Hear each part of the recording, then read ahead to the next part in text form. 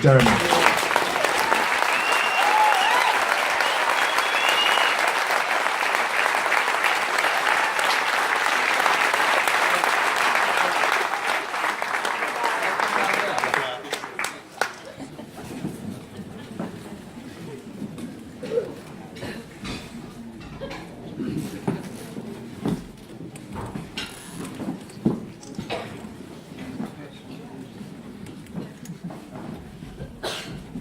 Marvin, thank you very much.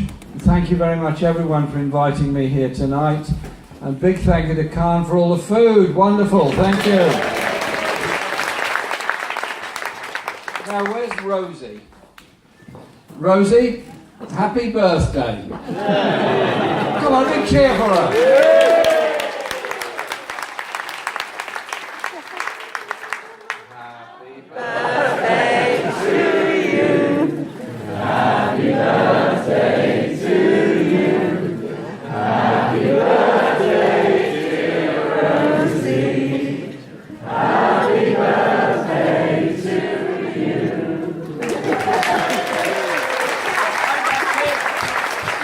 Proves I can sing.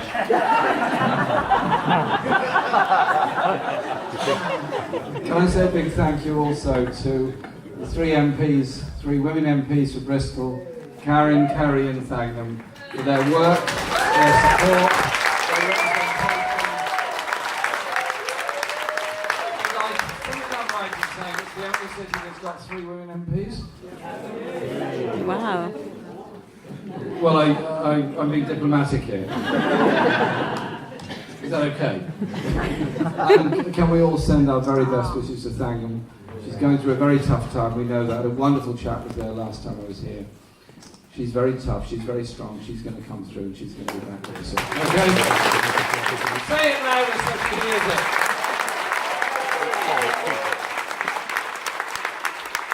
We also have another very special guest here. Where's he gone? Ian, the General Secretary of the Labour Party, Ian McNichol, is here tonight as well. And one of the joys of my new job is getting to know Ian and working together with him, and we're getting on absolutely fine because the party is a strong thing, must be a strong thing, and must be led in a strong way in the organisation of it. The job of the leader of the party is to try and lead it politically and lead the party in Parliament and encourage and develop people to bring their ideas to the fore and to the best, and that is what we're doing in this party at the present time. And it's a real pleasure to work with you on all this evening. Thank you very much. And when I arrived, somebody came over. Who was it brought the present over, the olive tree? Hello, thank you very much for the olive tree. We're going to put the olive tree outside our front door. Is that all right, Lara? We're going to put it outside the front door as a sort of message to the Sun journalists, the Mail journalists, the Telegraph journalists, the Express journalists,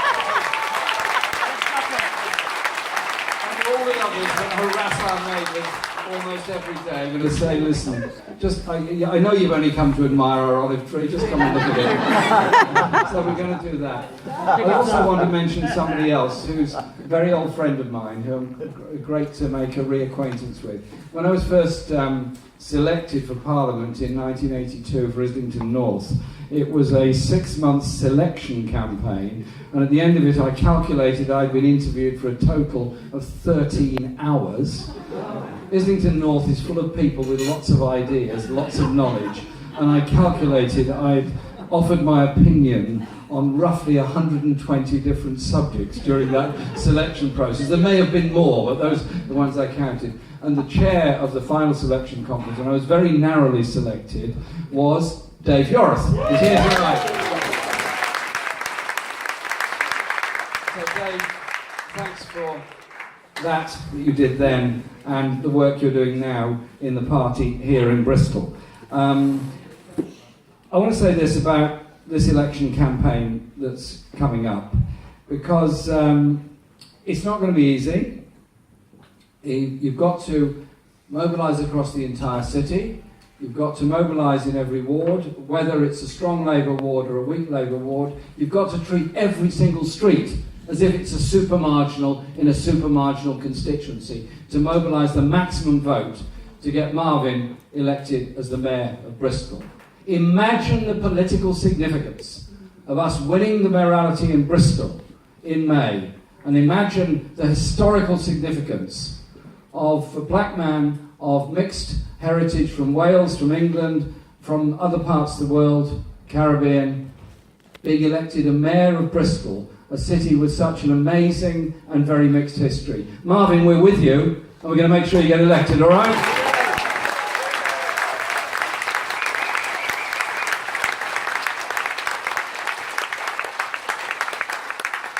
Because Bristol is a city that I can't pretend I know it as well as I should. I was born in Chippenham, but I was worked away as a child to the Midlands. But I'm back, is that okay? I got back here. I have family that live within the area. This is a city that has been the centre of so much. So much of the trade of this country, so much of the early engineering, the Brunel railways that came in, the Great Eastern, the Great Britain, all the ships that were built, and all the Brunel heritage that's here. And then the development of engineering, Clifton Suspension Bridge, and of course the aircraft industry, development of the aircraft industry, the jet engine, and later the Concorde, which my brother worked on. It's all that kind of amazing mixed heritage that Bristol has, that means it can be so good, so strong, and so powerful in the future. But it does mean that we've got to change and develop our economy. And so I'm very keen that in developing our policies as a Labour Party, and I'm going to come on to the injustice issues in a minute, we keep at the centre of it that we want to unleash the talent that's there in everybody, and there in young people. What Marvin was talking about was the criminality of poverty, where his family couldn't go to university because there wasn't enough money to support them to go through it. What is happening now with this government, with our generation, with the next generation of young people, I fear, being denied the opportunities that they should have. Poverty is the most criminal waste of the energies, aspirations and ambition of all of us. That's why I want to see real access to free education in the future.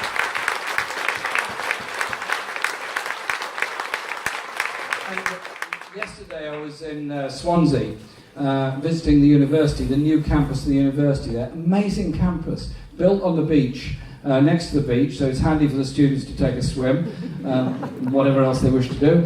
And it's built on where there was an oil storage depot, and that place is now a brilliant frontier technology thing.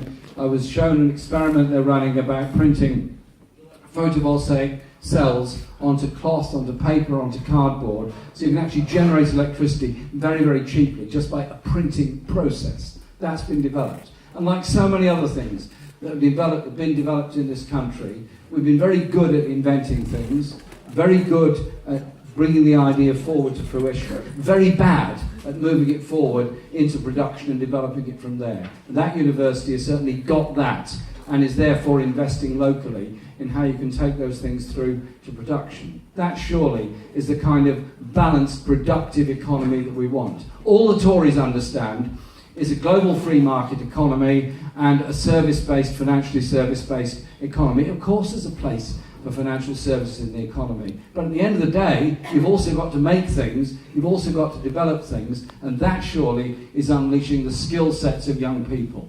That means encouraging youngsters to go into science, to go into physics, to go into engineering, to go into medicine, and all those things. That surely is something that can make us very strong. What's the difference?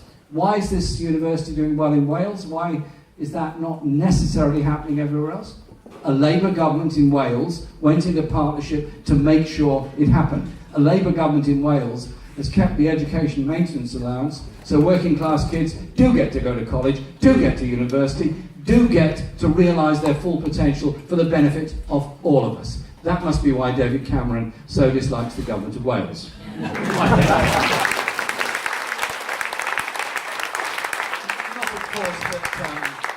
Cameron is at all a prejudiced person. Of that I fully understand. Now, next week we've got the Comprehensive Spending Review statement coming up by the government on Wednesday. I'm not looking forward to it. Frankly, I'm dreading it, because I see what they're about and see what they're trying to do. So we're mounting the strongest possible campaign we are about issues of justice within our society. They're trying to cut tax credits. They're trying to cut the tax credits for at least 3 million families by an average of £1,300 per family from next April. That is a huge amount of money to be taken away from those families' incomes. It will drive people away from work, not into work, drive more people into poverty, create greater child poverty within our society, and at the same time you say, well, why are they doing this? Then you look and find they're cutting corporation tax, they have set an arbitrary date by which we're supposedly going to move into budget surplus, and at the same time they're cutting inheritance tax for the wealthiest within our society. That is what their priorities are about. And at the same time, they're going to be slashing yet again local government expenditure, knowing full well that that will lead to a further crisis in adult social care, further loss of libraries, swimming pools, access to parks, and all the other things that are so vital for normal decency in life all across the country. The only answer we've got to them is opposition to what they're doing in Parliament, and we did defeat them on tax credits in the House of Lords, and we'll continue with that. But it's also about local government standing up to be counted. A Labour mayor in Bristol standing up and saying why we're opposed to what they're doing and why we want a Labour mayor in Bristol that can improve transport, improve housing, and all the other vital things across the city. That is something really to fight for in the election in May. But it's also about issues of rights and justice within our society and what we say as an alternative to it. Their trade union bill, for example, is designed to harness the trade unions, prevent them doing what they're there to do, prevent them collecting their funds, prevent them effectively representing people at work, and interestingly, preventing them from expressing a political view in the run-up to an election. Why on earth would a government be so obsessed with that other than to pass a bill called the Trade Unions Transparency and Lobbying Act? It didn't do anything to stop the hedge funds lobbying, it didn't do anything to stop the global corporations lobbying, it did everything to try and silence trade unions and civil society organisations. We oppose that, and we'll oppose the trade union bill they're putting forward now. But in opposing it, we'll do something else. We'll do something else, and that is what I want to do with all the opposition we do. Develop the rational, decent, socially just alternative. So I've asked Ian Lavery, who is the chair of the trade union group of MPs, former mine worker, former president of the National Union of Mine Workers, to chair a working group, a very effective working group, on trade unions and workers' rights, positive rights at the workplace, so that anyone can be represented by a union, providing they're a union member, whether that union is recognised or not at that place of work. There's a positive right to join the union. We end the scandal of people being frightened to go to an employment tribunal because the charges that could be imposed upon them. Surely a right of access to justice is something that we should all stand up for. And it was a Labour government in the 1970s that passed the Health, Safety and Welfare at Work Act. That is now led to a health and safety executive that's so underfunded that it cannot be as effective as it ought to be. I don't know the causes of every industrial accident that happens, but I look with concern at some of the industrial accident figures that you get. If you cut down on independent inspection, if you prevent workers representing each other on safety issues at work, then something else happens. People get injured, people get hurt, people's families' life is destroyed because of those injuries they've had. The Health, Safety and Welfare at Work Act was passed for a purpose. I want it strengthened, not weakened. The right of representation strengthened, not weakened. And a society that should be grasping for greater equality instead goes for greater inequality. We have some of the greatest levels of inequality anywhere across Europe at the present time, and they're getting rather worse. They will get worse so long as this government is in office. And so, when we push for our economic policies and regeneration ideas, it is also about redistribution of wealth. It is also about fairness in life. is also about providing the necessary public services. I could go on forever about them, but I'll just give you a couple of examples. The first is on housing, the second is on health. We're in a housing crisis in this country. There are too few houses being built. Those that are being built are too expensive. We have an unregulated private rented sector, and we have a government that is obsessed, that's the only way to describe it, with destruction of council and housing association ownership and promoting the private rented market at its expense. What does that lead to? In inner city areas where property prices might be quite high, it leads to the social cleansing of ordinary people from those communities. It is the forced removal of people by excessive rents on a grand scale all across the country. It also leads to many people being unable to leave home when they want to. So you get parents with sort of 40-year-old children still living with them because nobody can afford to go anywhere else. And they're loading the debt onto people personally. Wouldn't it be much more sensible, and it'd be a virtuous circle, to invest in the building of council housing at reasonable fixed rents with a lifetime tenancy, which gives good housing to everyone, gives good housing particularly to children who are living in bad places at the moment, and create jobs in the whole supply line as well as in the building industry itself, and those people would of course be paying taxes. That would be a better way to expand our economy rather than creating a property price bubble, which is all that Osborne and Cameron are doing at the present time.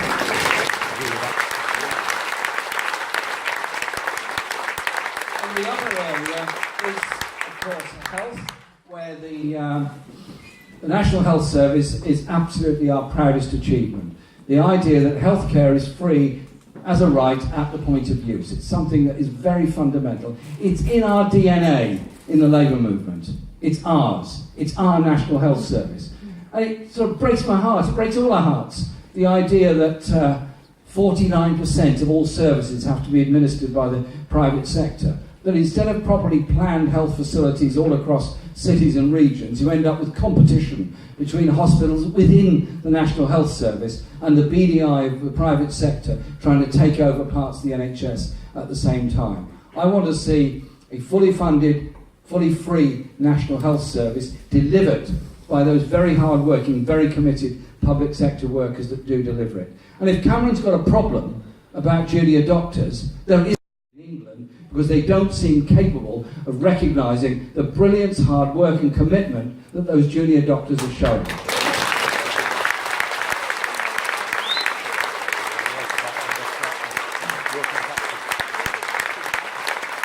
as a society, we stand up for decency and health, and I am very, very committed to the whole principle of equality of opportunity and fairness in the distribution of funds, including in the mental health sector. We're going through a mental health crisis in this country. 1 in 4 people can suffer from some form of depression or will know people who are going through a difficult time. We've got to end the stigma, end the abuse of anyone that's going through any mental health crisis and say it is a health condition just like any other, and you reach out and help and support people. You don't denigrate them in any way whatsoever. If they're suffering from any kind of mental health condition. Wherever they are, I will not allow that kind of thing to go on, because I believe it to be so fundamentally wrong. So I was very pleased when Luciana Berger accepted my invitation to become our cabinet-level spokesperson for mental health. And I want to see a Labour government that has a cabinet-level member responsible for mental health as well.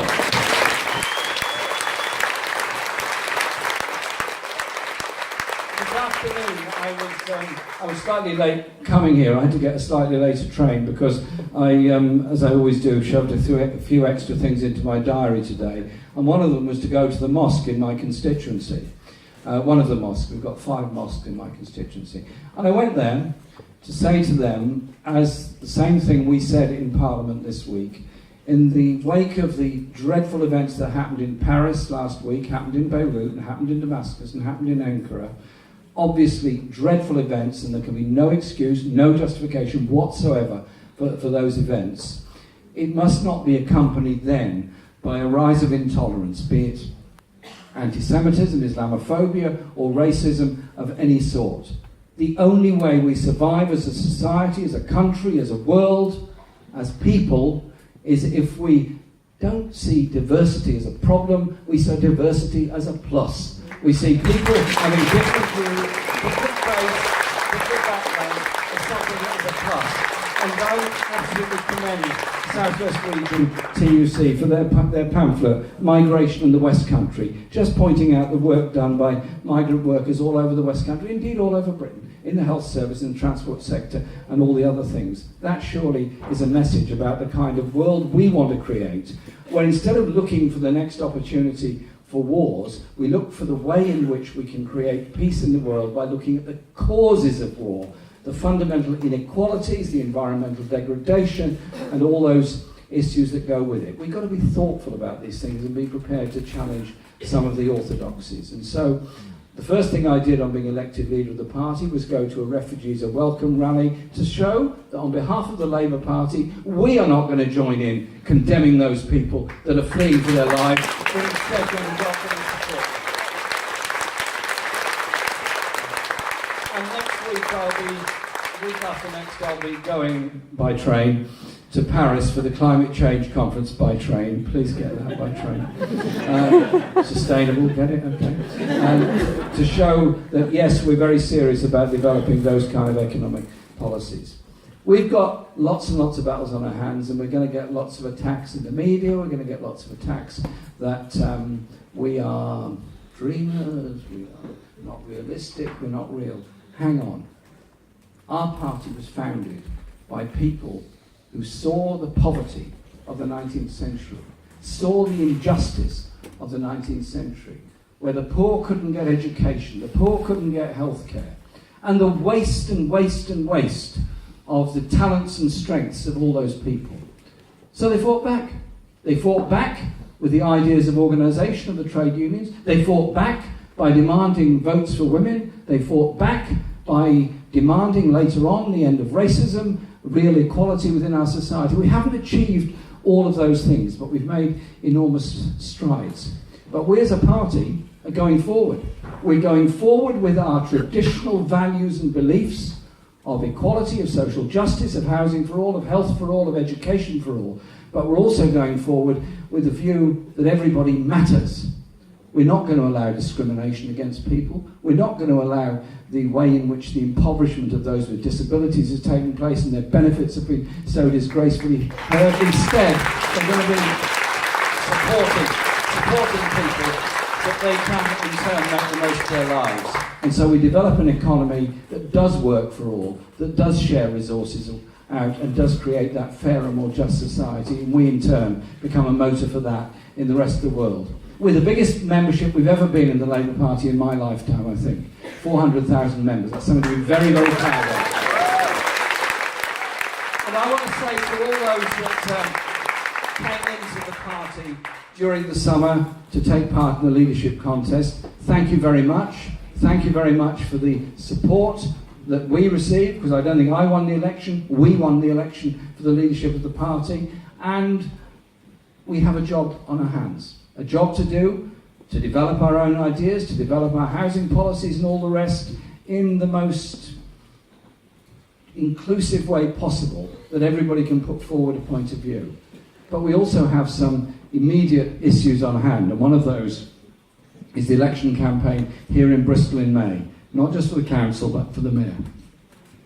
Think how good you're going to feel when Marvin is elected Mayor of Bristol. Think how good you're going to feel when we've got a big majority on the council. Think how good you're going to feel when we say to those Tories who are damaging our health service, destroying the life chances of so many, not building the houses that are necessary, discriminating against the poor, all the things that they're doing and all that they represent and all that we represent as an alternative. Think how strong we will be by our campaigning, by our sense of unity, and by our coming together. That's what people achieved when they founded our party. That's what people achieved when they got the National Health Service for us. And that's what we are going to achieve yet again as the Labour Party. That's what it's all about. Thank you very much.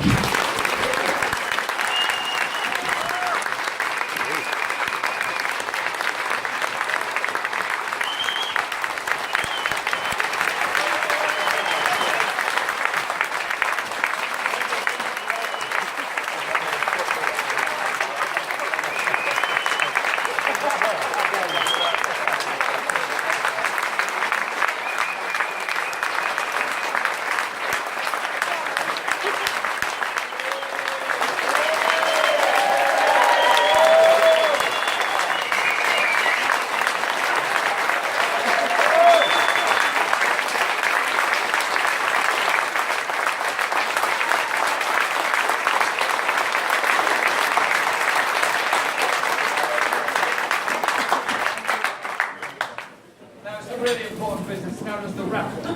Time for the raffle. Can I ask Kerry McCarthy, please, to come to the front? Kerry's